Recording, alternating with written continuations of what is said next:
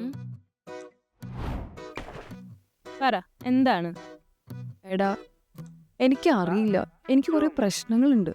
ഇതൊന്ന് ചുരുക്കി പറയാൻ പറ്റുമോ? 2 മാസം കൂടിയുള്ളൂ എൻ്റെ എൻഗേജ്മെന്റിന്. എന്ത് ചെയ്യണമെന്ന് എനിക്ക് ഒരു ഐഡിയ ഇല്ല. അല്ല നീ ലഗേജ് ഒക്കെ ആയിട്ട് ഒളിച്ചോടി പോകാൻ പോകണം. കുന്തം, ഇത് ഞാൻ അലക്കാൻ കൊടുത്ത ഡ്രസ്സാ, ഞാൻ ലോണ്ടറി ചെയ്ത് വരുന്ന വഴിയാ. അതാണോ നിന്റെ പ്രശ്നം? അതല്ല, എന്റെ തല, തലയ്ക്ക് എന്താണ്?